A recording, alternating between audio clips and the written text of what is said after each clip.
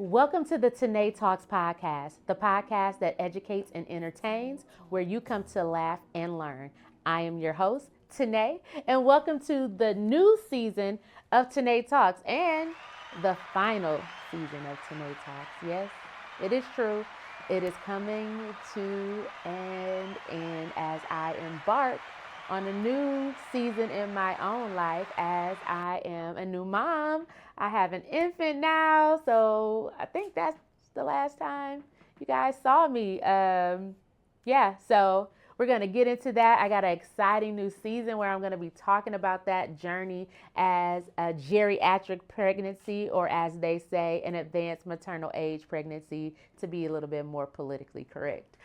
So I'll get it all into that journey, as today's episode is focused on faith and fertility and basically what I've been up to this past year and a half. So glad to be back, talkers, and come on this journey with me. I want you to know this season is going to be more about personal stories, my personal experiences, and we're just going to have a good time. I got a lot of just crazy stuff that had happened to me in these last couple of months, years, and while I was away, I turned 40. So I got 40 years of stories to share with y'all.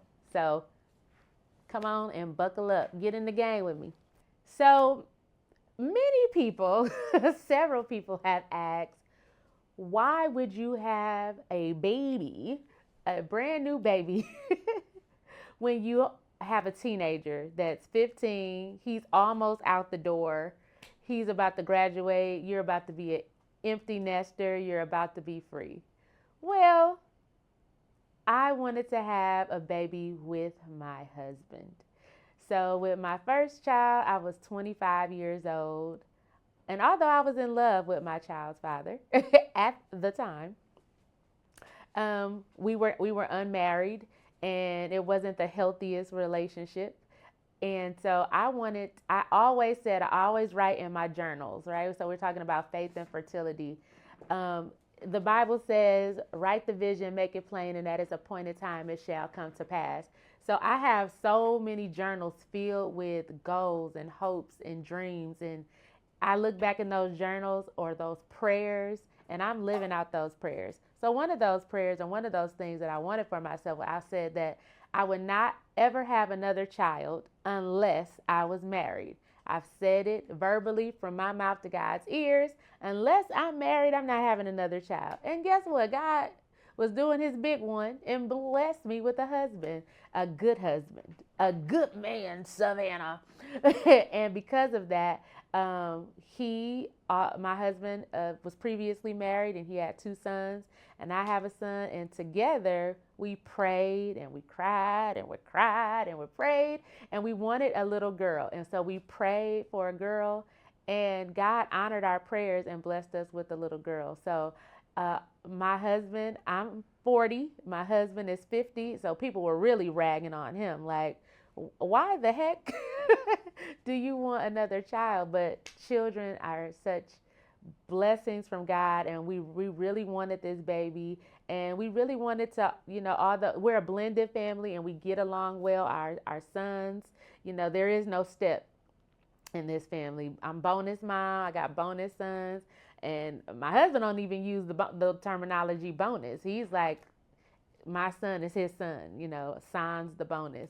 And so this baby, this blessing that came to us in the form of a little human girl, just really connected and bonded our family, and, just put a little tie on it, so to speak. And so, that's why I decided to have a baby in advanced maternal age at the ripe old age of 39.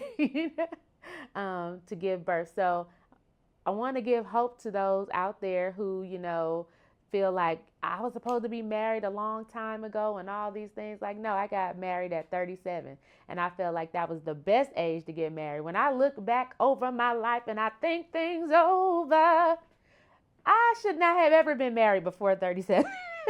Like, I think people, have an idea of what they should do and what they shouldn't do. And they're like, they have these timelines for themselves.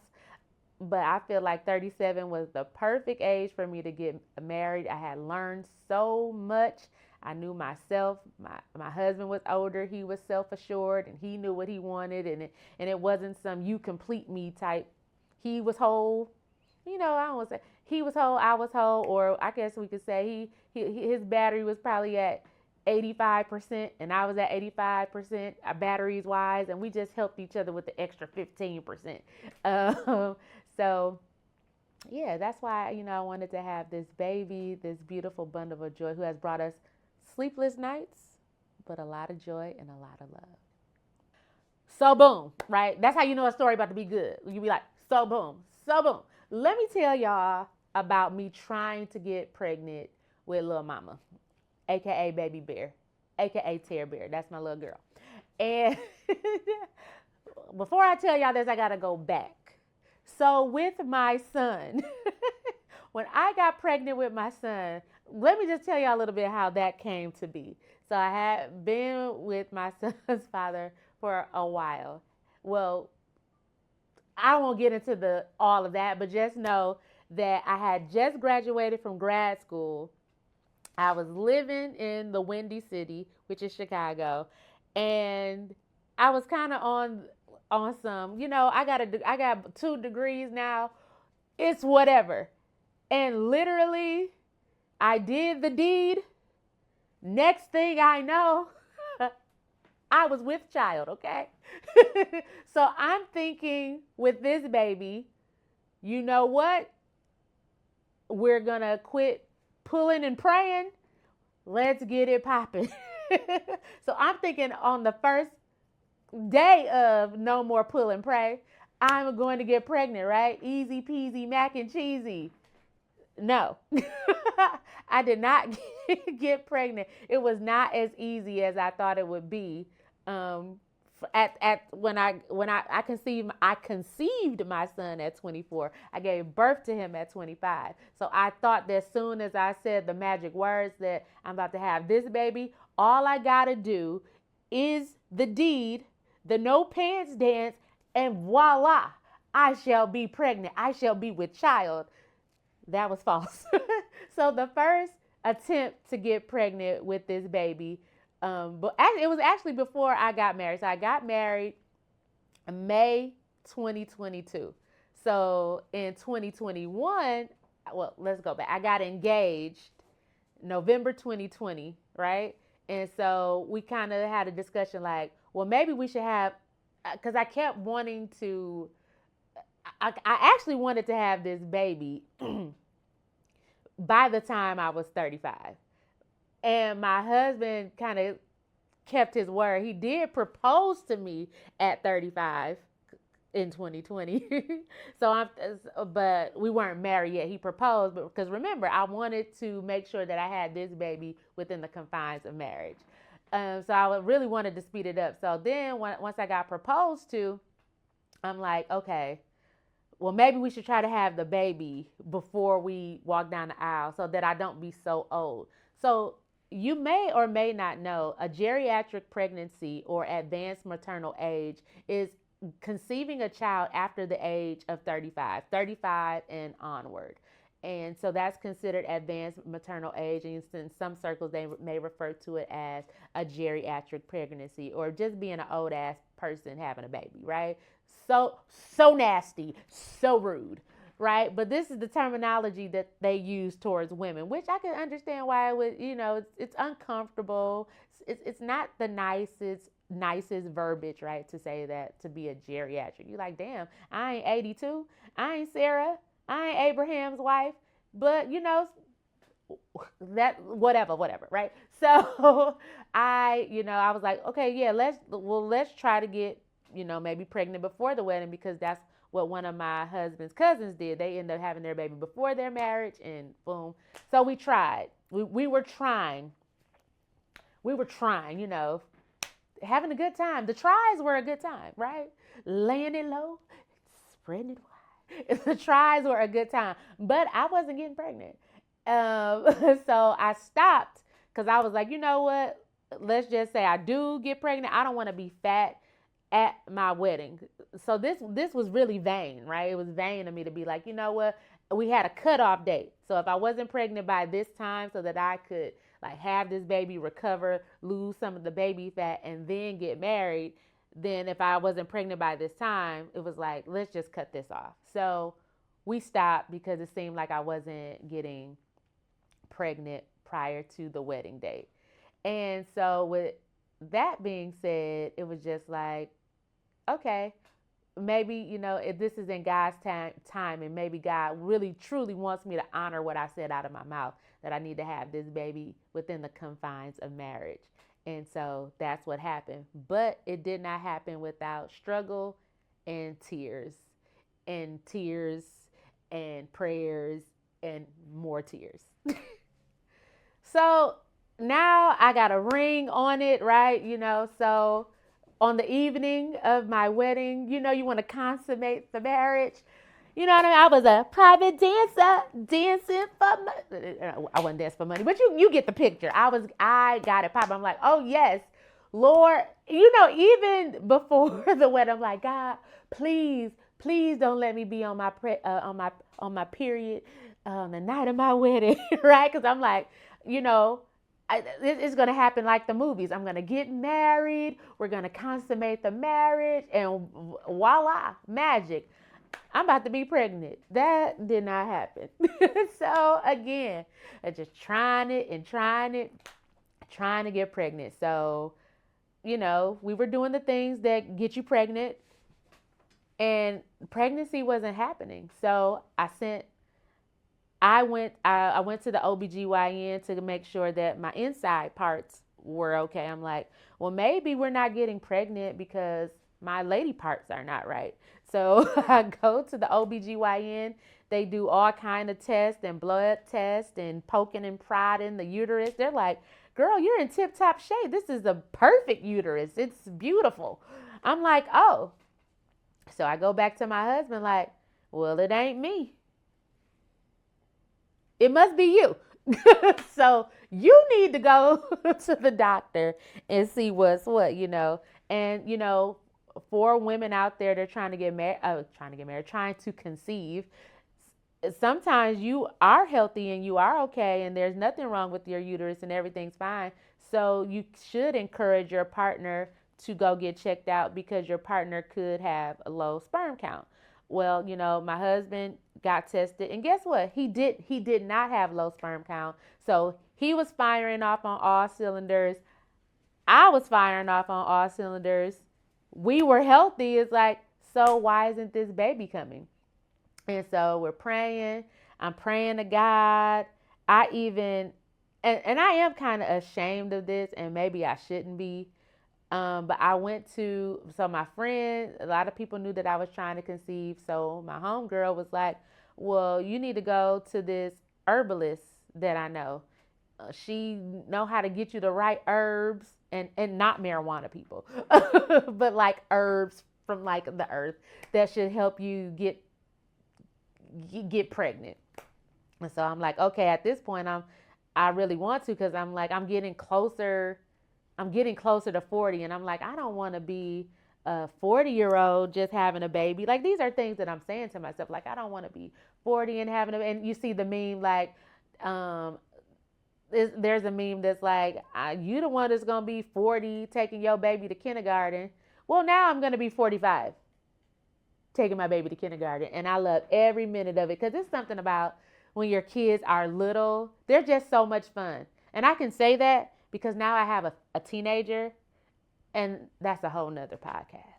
But so I'm gonna be the 45-year-old taking my baby to kindergarten, but that's okay.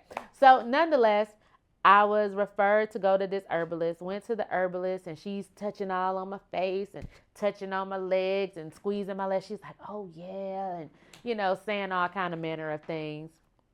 And she's like, okay, yeah, I'm going to give you this. This is for fertility. You need to drink this at this time. You need to do this. You need to do X, Y, Z. She gave me all these instructions. And my husband, come to find out, he was just trying to support me because I was being so sad. So he tagged along with me. And I paid this lady $250.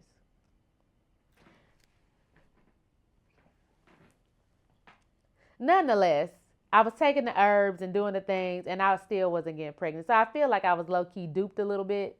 And when I asked my husband about it, he was like, you were just so gung ho. That's why I just went with you. You just were really into it, so I just wanted to support you. And so and then that made me sad, and that made me sad also because I'm like, I'm supposed to be a woman of God. I'm supposed to have this faith, and now my faith is shifting. That I'm gonna go to this human being, and I know God is all powerful. He has done so many miracles in my life that how did my faith dwindle down to the ground like this? That I'm paying $250 to this woman who, low key, I honestly don't think you are what you think you're doing out here in these streets. You're scamming people. You're a scam artist. Okay, I don't want to say that. Allegedly, she helped a lot of people, but I'll just say her methods did not help me. So I'm back to the drawing board. I'm back to praying and, crying. And so, just all the things. So then I'm talking to other people and they're like, well, and this is actually advice from my OBGYN. So this is not just from people I talk to, but this came from the doctor. The doctor said, well, after you do the deed, lay back and put your legs in the air and let them like stay in the air for like 5 minutes so that the sperm people can travel to your uterus and maybe, get to the egg and make a baby.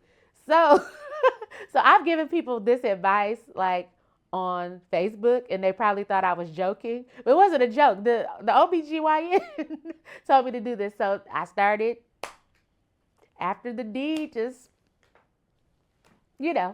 throwing my legs in the air and waving them around like I just don't care and, shaking it up and shaking it up and shaking it up, trying to get the sperm to meet the egg so that a baby could happen. So then, I was like, well, maybe, I don't need to drink or, do anything.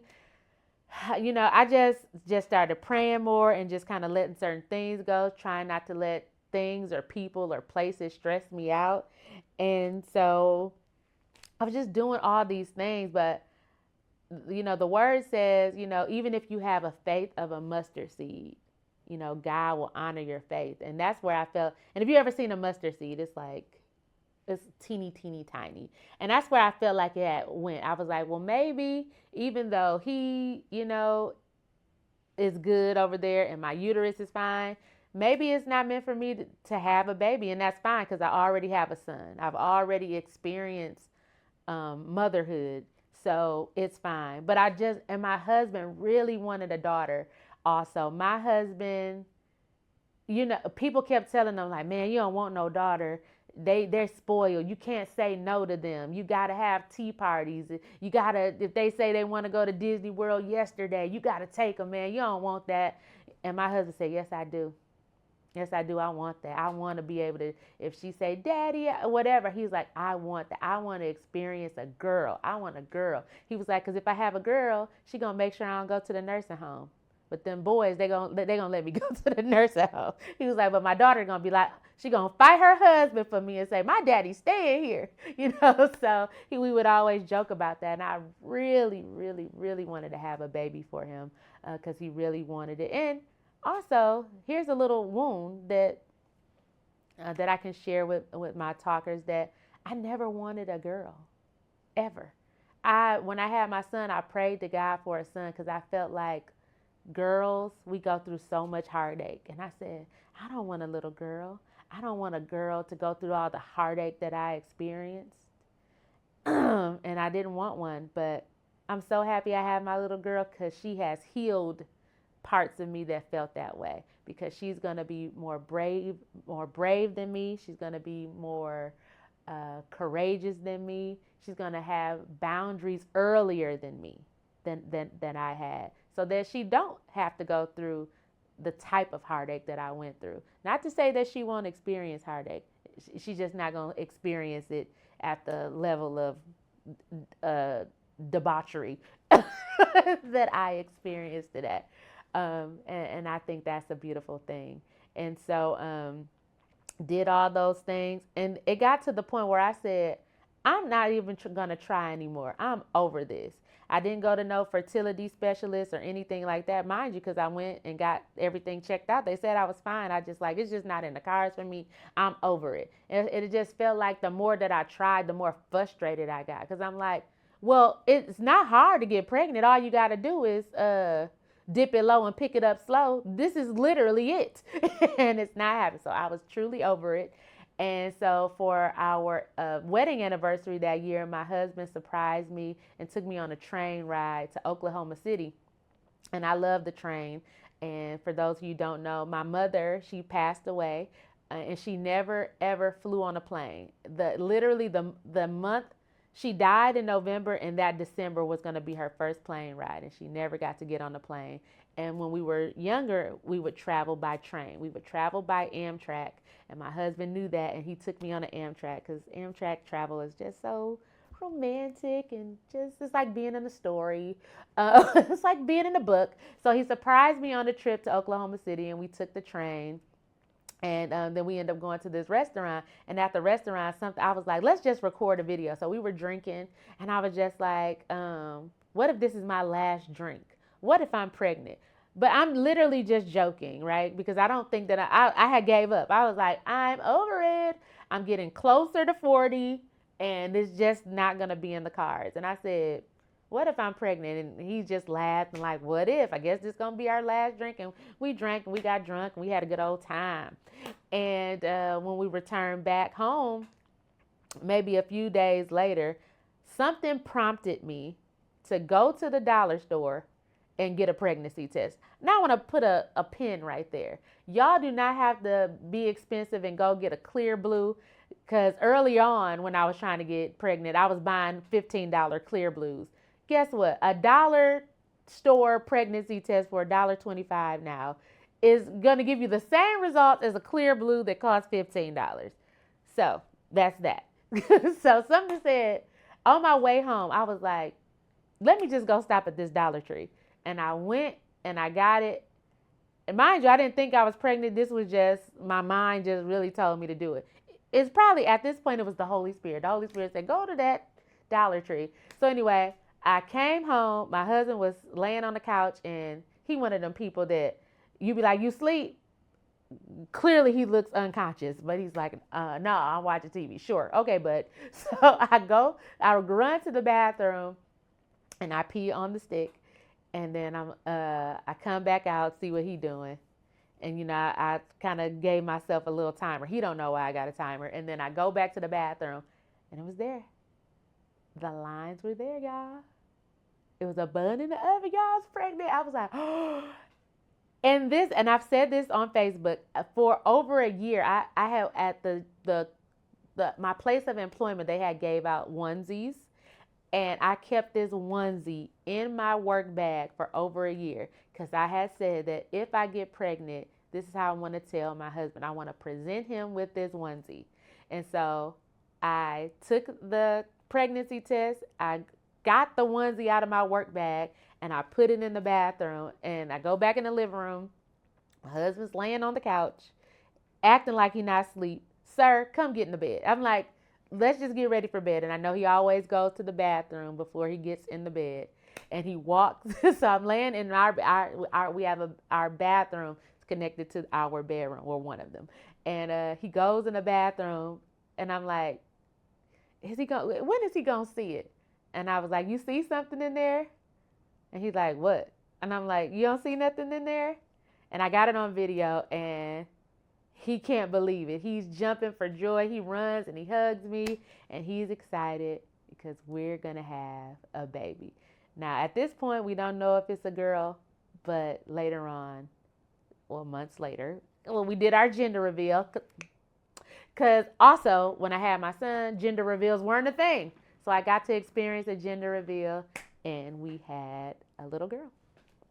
So being a geriatric pregnancy or advanced maternal age, I have learned so much as a elder parent that I didn't know with my first child being at the ripe age of 25. So I'll start with a few things. With my first child, I was not afraid to have a baby. I wasn't afraid to die. With my first pregnancy with my son, I was in Michigan. I gave birth at a hospital where I knew half of the employees. And I say that because I'm from Flint, Michigan. My talkers know I'm from Fly City. I'm a Flintstone through and through. And everybody who knows me know I love Flint down to the socks. And I love Flint so much because it is truly a community.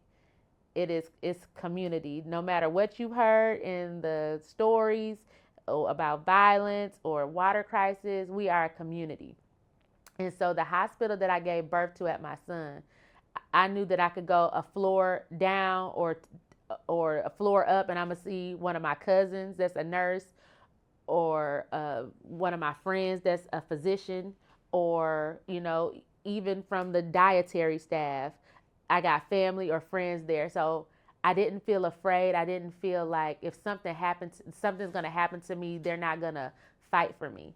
Also, I had my mom at the time. My mom was in the room with me as well as my son's father. So I had a sense of safety. There's something about having your mom, no matter how old you are, your mother is your safety blanket. And so I felt safe. Now, with this pregnancy, I did not feel safe because you had people like Serena Williams who could have died.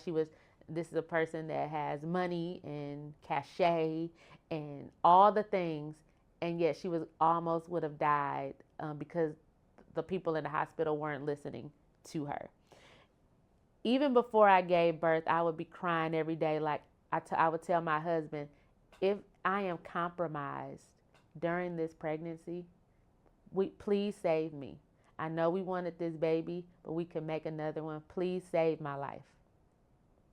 And he said, I understand, baby. I will save your life. Because I was so scared, especially being here in a red state and where Black people are not honored or valued. I just was like, these people they will let me die or they'll try to kill me. I just had so many fears, especially being older. I'm like, I'm older, I could die. Like that was, even though I had got over the hump of one fear of not being able to get pregnant. Now I'm pregnant. Now I've got more fears that I'm not going to make it through this pregnancy, that I'm going to die. And this was real. And shout out to my therapist that would talk me off a ledge. Shout out to my husband that would let me know that everything would be okay. And shout out to Dr. Sierra Cuthbert, who all the way from Michigan would talk to me and calm me down to let me know that I was going to be fine and that I was going to be okay. But I had I'm talking about fear out of this mind that I was going to just be compromised. And I did not necessarily have a good experience with my OBGYN here. So I did not have the safety net or blanket. I had the safety of my husband because I knew he was going to be there for me. But like I said, in Michigan, I know everybody at the hospital. Here, I don't know a soul but my OBGYN, who I didn't have a good experience with. And then I have my husband, who I know is going to have my back, but I'm still fearful. But I will say it was a happy ending because the hospital that I gave birth at, those nurses were so amazing. They were great. And I delivered my OBGYN, even though it was a little rocky, she delivered a beautiful, healthy baby girl. And that was beautiful. And so things that I've learned in Advance Maternal Age that I didn't know with my son was, when you're young, you're just sprightly. You don't even think, you just do. You just living. But being older, you want to make sure that you stretch a lot, especially if you're going to give a vaginal birth. I delivered both of my children vaginally when I was 25. You can snap back. At Advanced Maternal Age, you want to make sure that you're stretching prior to giving birth, especially if you know for sure that you are going to give a vaginal birth. It just helps for a better delivery, and it will also help you not tear. With my son, he tore me. As if you might hear women say, my son tore me from the root to the toot, because he had a big old head. He tore me, in that post pain of him ripping through me hurt really bad. But because I had, did a lot of stretching and things of that nature, she came out and she didn't tear me, and that really helped with the delivery. And I would do prenatal yoga. Prenatal yoga really helped. Another thing that I learned in this pregnancy with my first son, I would just take a prenatal vitamin. But as an advanced maternal age, not only do you need to take the prenatal vitamin, you need to take calcium daily. Even though there may be some calcium in the prenatal, you need additional calcium because your bones are weaker, you're older, and also you need to have that strength from when they're coming through the canal. Your bones need more strength, so just make sure you're taking calcium. Also, I took magnesium. Magnesium help with headaches because your body's going through a lot of changes. So the magnesium, it is safe for baby, it's safe for mommy, and it really helps with headaches and migraines. That's very important. I also took B6 and Unisom. B6 and Unisom were safe because it helped with nausea. But it was supposed to help me, but my nausea was so severe, it really didn't. It was supposed to, but I was really nauseous with my son. So I think that's just my pregnancy signature, to just be nauseated throughout. And I was sick from the beginning to the end. Some people just get sickness in the first trimester. I'm a person that was sick first, second, and third trimester. Another thing that I learned that was different from my first pregnancy than this one is I was just more relaxed in the sense of my home environment. My home environment, it is important that the older you are, you should be more wiser in the partner that you picked. And I picked a very calming and relaxing partner that was just very supportive of me and very loving towards me, and really listened to me about my aches, my pains, my feelings, my being scared, all of that. So, ladies, I would say we do have the power to choose. And trust me, I know from having a baby daddy, they know how to finesse you. They will show you a representative. And I know these I don't want to use the N word. Some of these dudes be on the internet like, well, you chose, you should have saw. They know how to act. They can play a role for years. They need Academy Awards. Trust me, ask me how I know. I'm telling you. So make sure you choose somebody who don't just show their representative. Make sure you get past the representative so that you can have a partner that can really put you in a safe space, mentally, physically, and emotionally, so that you can conceive that beautiful baby. Another thing that I learned in this pregnancy that I didn't know with my son, I attempted to breastfeed my son. And I think I went he didn't really latch that well, number one. With my baby, literally as soon as I pushed her out of the womb and they laid her on my chest, she immediately latched. Immediately. And she ain't unlatched since, which is wonderful because breast milk is the best milk, right? And so also with my son, because of the situation I was in, I was under stress. And when your body is stressed, you're not going to produce milk. Again, my husband is such a good partner. He didn't stress me. I wasn't stressed. That literally as soon as she lay on my chest, my boobies filled with milk. Like I could feel it. It was like something that you would see on a cartoon. It's like, it just filled up. It was like, wow, it's here. Milk is here. Yay. And that was beautiful. I was able to, I pumped for my son for probably about a month and a half, almost 2 months, but I had low production. It was super low, that it didn't even really count. But with this baby, she latched immediately. And like, again, that environment, your mental state at this advanced age, it really plays a role in your milk production and releasing that milk out of your body. I also learned that formula companies lobby to the government. They lobby to the government to stop the the postpartum time that you get to stay home with your baby so that you can go to work, so that you cannot bond with your baby, so that you're forced to buy formula. So that's by design. They want you to buy the formula because formula is a $1 billion industry and breast milk is free, right? So that's something that I learned, and making me learn that even pushed me harder to breastfeed. I'm in month 8 of breastfeeding, because it makes your baby healthier. It helps your baby have antibodies. My baby has yet to be sick. She hasn't ever been sick. Breast milk is literally a superpower. If your baby breaks out, like there was a time where my baby had like broke out with hives. I just took the breast milk, rubbed it on her face, voila, clear, beautiful skin in about 3 days. So boob juice is really the magic potion.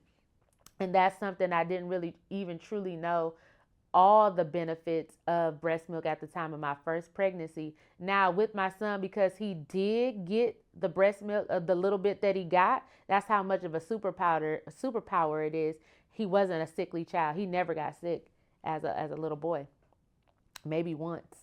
And even as a teenager or older kid, he probably has only, I can say that my son really has only been sick, and he's 15, maybe 3 or 4 times total in his lifetime. So I even know with all of the breast milk that my daughter is getting, that she's going to be even more of a force to be reckoned with. And so I learned that breast is best. Don't put yourself in a stressful environment. Or if you're in one and you know that and you're able to get out, that will help with the production and flow of breast milk. So that's something that I learned. I learned that, they need to quit calling it geriatric pregnancy and advanced maternal age, because that makes people feel bad. And as long as you got energy and the resources and the time it takes to take care of a baby, go for it by any means. I had to lean on my faith and fertility. You might have to lean on a fertility clinic, and that's fine. However, or you may have to adopt a baby. However it is that you choose to mother, rock with it.